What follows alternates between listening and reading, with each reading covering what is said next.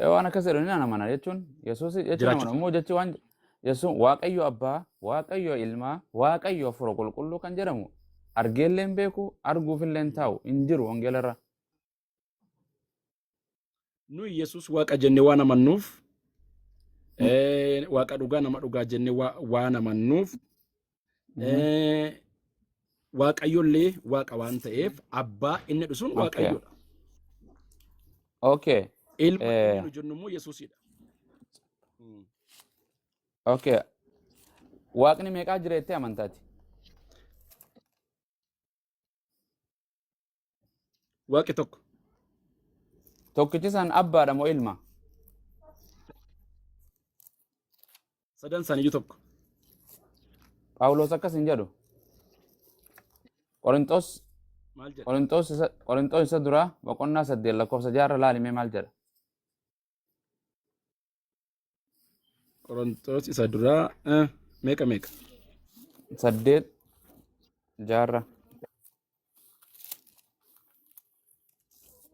Nuuf garuu Waaqayyo tokkichatu jira, innis abbaa isa waan hundumaa uume, isa nuyi maqaa isaatiif jiraannus akkasuma gooftaa tokkichatu jira, innis Yesuus Kiristoos isa waan hundumtuu ittiin uumame, isa nu ittiin jiraannus jedha.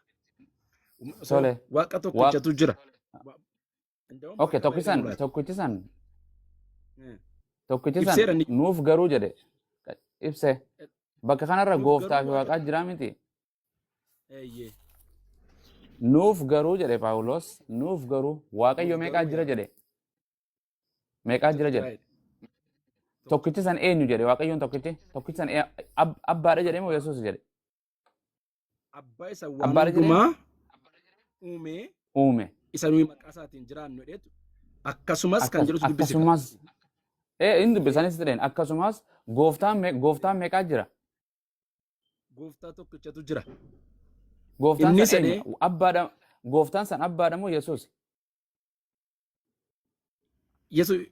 Yesuus Kiristoosidha.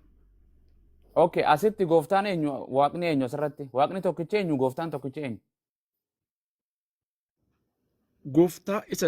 Gooftaa tokkichatu jira, innis Yesuus Kiristoos isa waan hundumtuu ittiin uumame, isa nu ittiin jiraannu. Ishi kanan fudhatta isatti dhufa. Yesuus Kiristoos isa waan hundumtuu ittiin uumame. Ni uumame ittiin uumame. Fakkeenyaaf qalama kana ittiin katabeen abumaazii qalama kana ittiin katabeen anaan maletti qalamni kun waan hojjetu miti. Yesuus ittiin uumame moo ni uume? Isa waan hundumtuu ittiin uumame. Eenyutu ittiin uume? Eenyutu ittiin uume Yesuus? Ittaansee maal jedhaa? Isa nu ittiin jiraannu jedha. Kan isin fudhattan. Haa jiraatu. Ittiin haa jiraatu. Amma waa lama asirratti TV kiyya. Isa nu ittiin maal taanu abbus walla keenya. Isa nu ittiin maal taanu jiraannus. Waan banaa qaba. Isa okkee homaa suuta. Suuta. Phaawulos addanuu baasee jira. Qorinxoos isa duraa lakkoofsa 8. Okay. Akkana jedha. Jawmara akkana jedha. Nuuf garuu jedhe Phaawulos. Nuuf garuu Waaqayyo tokkoo fi tokkichi addaa beeke. Tokko yoo jenne lama sadii jechuu dandeenya. Tokkicha yoo jenne waan biraa jechuu hin dandeenye. Ittiin dabalamuu hin danda'u. Nuuf garuu Waaqayyo tokkichaatu jira jedhe. Innis abbaadha jedhe moo ilma jedhe Waaqayyoon tokkichi? Abbaa. Ni amantaa Waaqayyoon tokkichi akka abbaa ta'e? Waaqayyo abbaan Waaqayee. Akka Yesuus Waaqan ta'e ni amantaa asitti? Yeroo Yesuus Waaqa malee indee. Asuma dubbisi.